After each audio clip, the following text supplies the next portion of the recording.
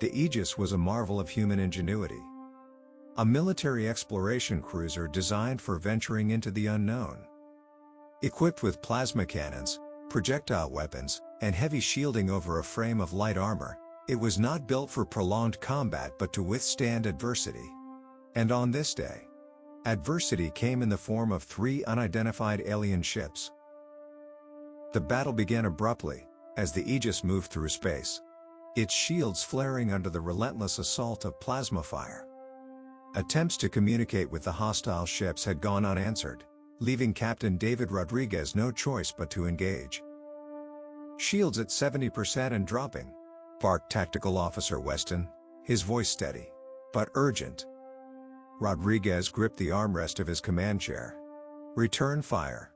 Target their weapons arrays." The ship's gunners responded immediately, launching precise bursts from the Aegis plasma cannons. Ensign Hale, the lead gunner, called out hits as the enemy ship's shields flickered under the barrage. However, the enemy's resilience was unnerving. In engineering, Denny, the Aegis chief engineer, worked frantically to stabilize the power grid under the strain of the battle. His semi-telepathic abilities let him feel the crew's rising fear, like static in the air. He pushed the sensation aside, focusing instead on rerouting power to critical systems. Despite the crew's coordinated efforts, the odds were grim. The alien vessels demonstrated superior speed and firepower, keeping the Aegis on the defensive. Shield integrity fell to 45%. Hull breaches were imminent. "Captain, we need to end this now," Weston urged. Rodriguez's jaw tightened as he made a decision. "Prepare the primary plasma cannon. Target the lead ship." The Aegis primary plasma cannon was a weapon of last resort, capable of unleashing devastating energy at the cost of significant power drain. It was not a choice made lightly. The weapon charged, filling the bridge with a low hum. The lead alien ship maneuvered aggressively, as if sensing its impending destruction. "Firing solution locked," Weston reported. "Fire," Rodriguez commanded, clenching his fist. A blinding beam of plasma erupted from the Aegis, striking the enemy vessel dead center. The ship disintegrated in a brilliant explosion, debris scattering into the void. The remaining alien ships hesitated, giving the Aegis the precious seconds it needed. "Plot an emergency jump. Now," Rodriguez ordered. "Coordinates are unstable," Denny warned from engineering. "We don't have a choice," the captain replied. With its shields failing and the hull damaged, the Aegis engaged its emergency jump drive, warping into the unknown. The battle was over. But the cruise trials were just beginning.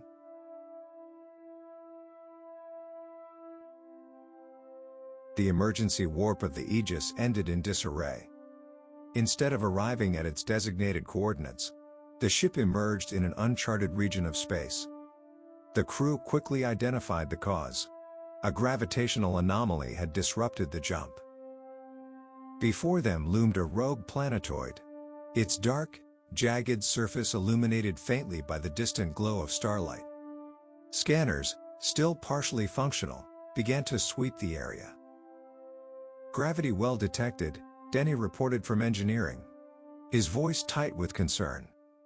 "That's what interrupted our warp." Captain Rodriguez's gaze didn't waver.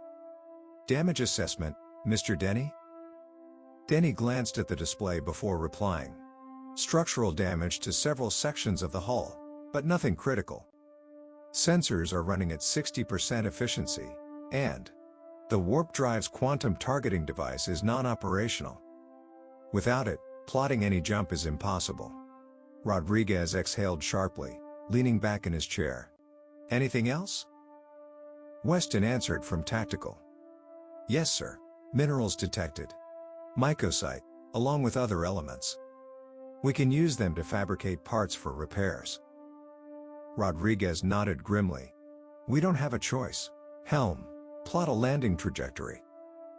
The descent was harrowing, as the damaged ship's systems struggled under the planetoid's weak but erratic gravitational pull. The landing gear groaned under strain as the Aegis finally touched down on the barren surface. With the ship grounded, the crew began their analysis. Using the Aegis holographic displays, they projected a three-dimensional map of the surrounding area. The terrain was rugged and desolate, but the scanners had picked up something unusual.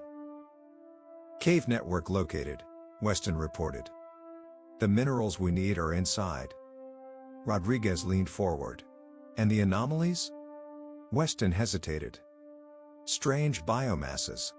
But sensors can't identify them. The readings are incomplete." Denny studied the data, a faint frown crossing his face. "Whatever it is, it's organic. But it doesn't match anything in the database." A decision was made. With the ship in need of critical repairs, the captain ordered a team to venture into the caves and extract the necessary minerals. It was a calculated risk, but one the crew was prepared to take.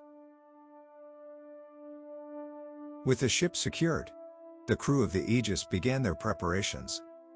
Excursion vehicles were loaded, equipment was checked, and light banter punctuated the tense atmosphere. It was a moment of camaraderie before venturing into the unknown. Lieutenant Weston adjusted his utility belt with a smirk. "You know, I didn't sign up for geology." "Didn't think we'd be prospectors," Ensign Hale laughed. "Yeah, well, just don't drop the scanner again. Last time it took us an hour to recalibrate." Denny, quieter than usual, glanced up. "It's not the rocks I'm worried about," Captain Rodriguez cut in. "Let's focus. We're on borrowed time as it is." Despite the levity, there was an undercurrent of tension. The planetoid surface was unlike anything the crew had seen. Strange bioluminescent features glowed faintly along the jagged terrain, casting eerie shadows. Large cracks crisscrossed the surface, giving the impression of instability. "Fungi," Denny offered after examining one glowing patch. "Or something like it. Harmless, I think." Rodriguez nodded but kept his eyes on the landscape. "And the cracks?" "Unstable geology," Weston replied. "Nothing unusual for a rogue planetoid. Let's keep moving." As the vehicle rolled forward, Denny began to sense something. Faint, distant, and incomprehensible. It wasn't a thought or emotion he could place. Just a presence. He dismissed it as unease at their surroundings and focused on his task. Eventually, the group reached the cave network. The entrance loomed ahead, a massive opening in the rock face. The ground around it bore marks. Deep grooves and scratches that resembled drag marks. "What do you think made those?" Hale asked, his voice lower now. Rodriguez studied the marks but didn't respond immediately. "We'll keep our eyes open. Let's not jump to conclusions." With scanners in hand, the crew began their descent. The cave walls glistened faintly, reflecting the bioluminescence from the surface. The air grew cooler as they ventured deeper, and the scanners pinged faintly, confirming the presence of the minerals they needed. But the shadows seemed to grow longer, and an inexplicable tension filled the space.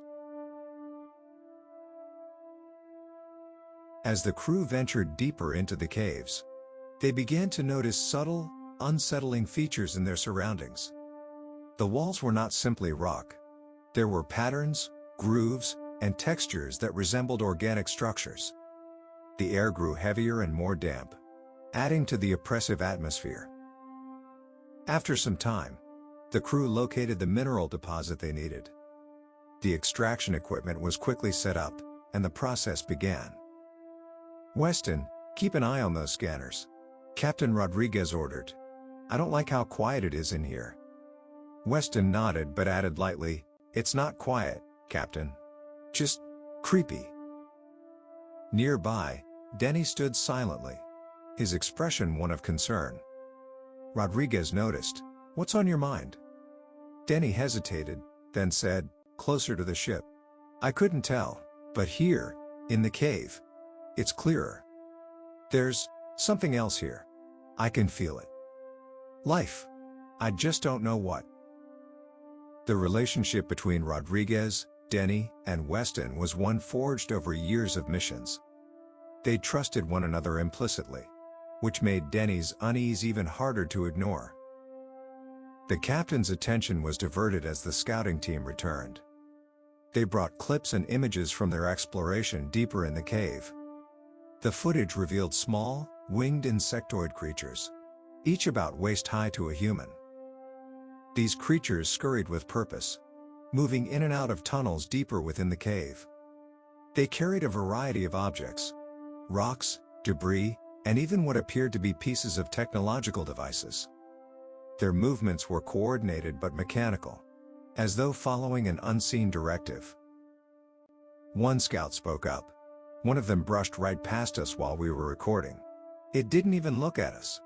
Like we weren't worth its time. Or it just didn't care. The footage also showed that the deeper parts of the cave looked distinctly different from the mining site. The walls there were far more organic, almost alive in appearance. As Rodriguez watched, one of the creatures on the footage scurried into a cavern opposite the team. At that moment, Denny stiffened. "Hunger," he murmured. "Food." Rodriguez turned to him sharply. "What?" Denny looked uneasy. "That's what I felt." It wasn't directed at us, I think, but it was clear. Hunger. Food. The captain set his jaw. "Stay vigilant. We're not taking any chances." Weston reported from the mining site. "Extraction's almost complete, Captain. Just a few more minutes." Rodriguez nodded. "Good. Tell everyone to prepare to head back to the ship. And keep your eyes open." The crew's mission was nearly accomplished, but an undercurrent of tension had settled over them. Something in the cave was alive. And it was watching. With the ore extracted, the crew of the Aegis began packing up their equipment.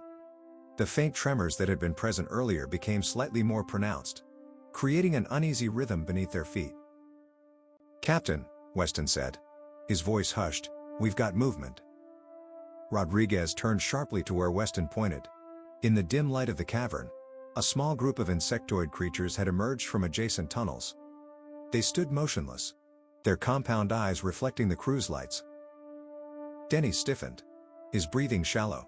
"They're watching us." The captain ordered a quick retreat, and the team began moving back to the surface. As they traveled, the unsettling environment seemed to change. Cracks in the ground appeared larger, and one crew member stopped abruptly.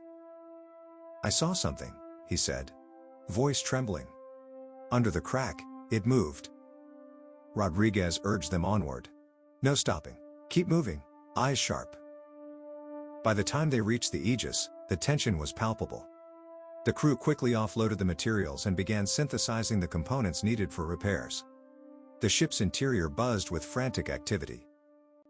The sensors were repaired first, and as they came online, they revealed alarming data. "Captain," Weston called from the bridge. "We've got large biomasses under the surface. And, sir, the bugs are all around us." Denny was pale, clutching the side of a console. "There's something else," he said, his voice strained. "Not them. Something bigger. It's shouting in my head. Feed. Hunger. Over.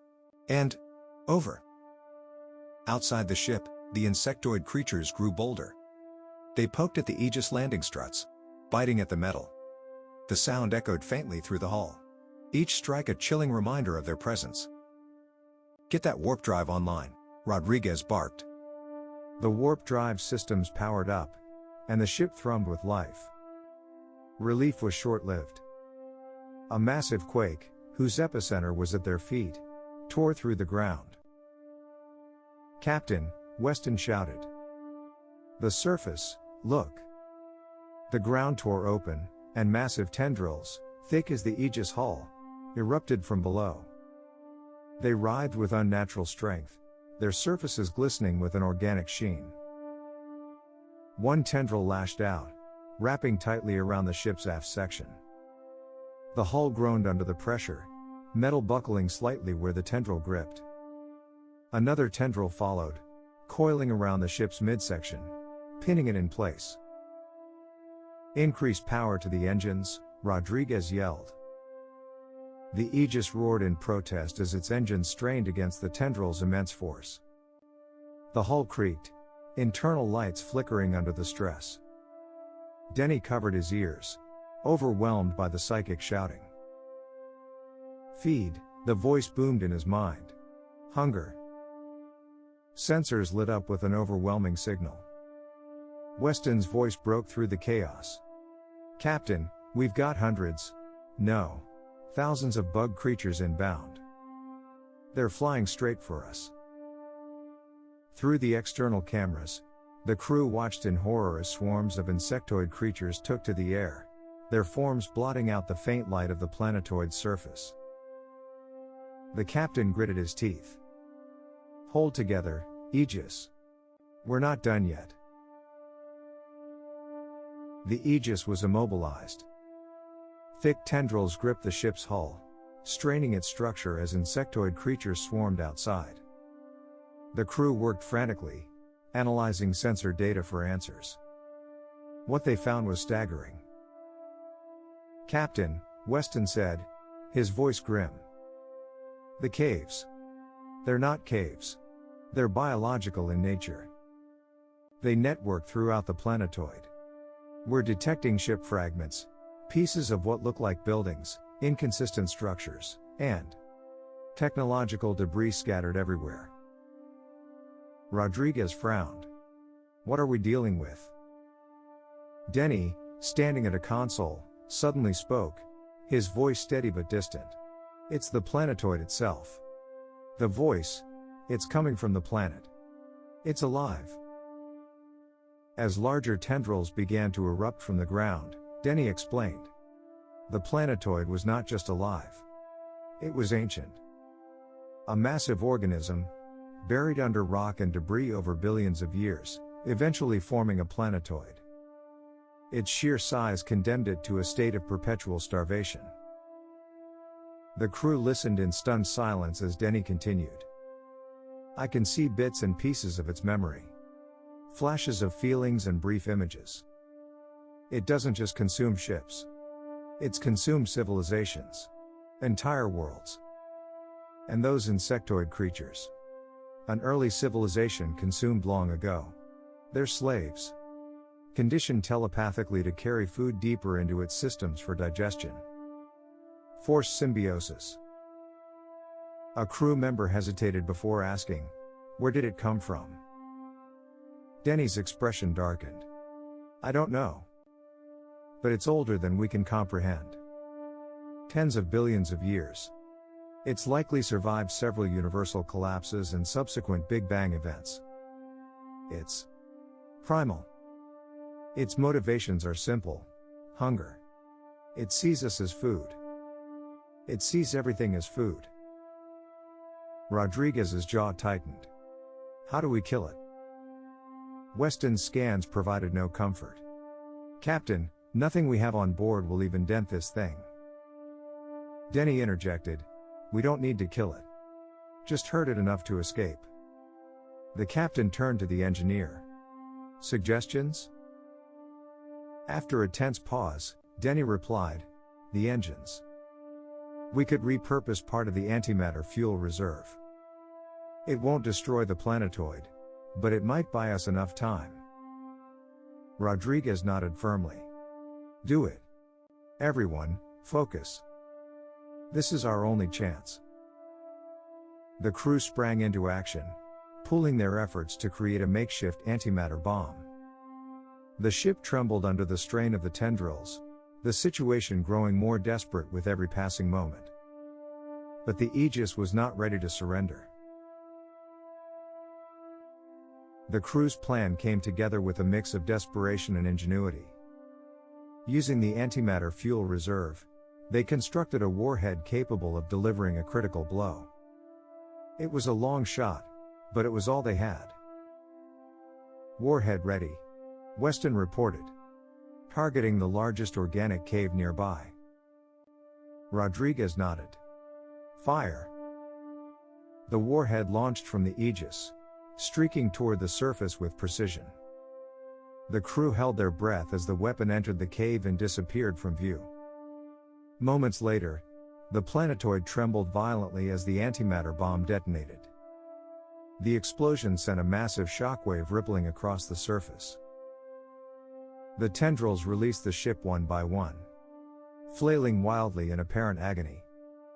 All but one. "That last one's not letting go," Weston shouted. "Target it with the plasma cannons," Rodriguez commanded.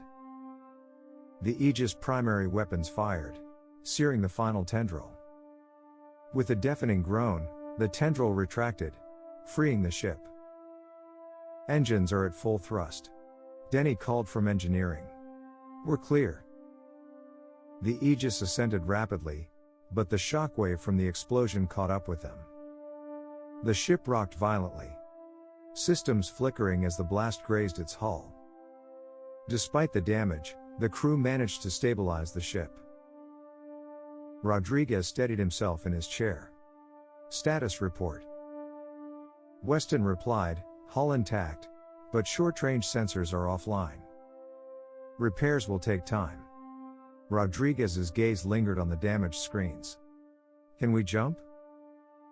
"Warp drive's operational," Denny confirmed. "Good. Plot a course for home and execute jump." As the crew worked, a lingering uneasiness settled over Denny. Though he had blocked the voice before, faint whispers now crept into his mind. He couldn't tell if they were remnants of the creature's overwhelming presence, or if it was still out there, waiting.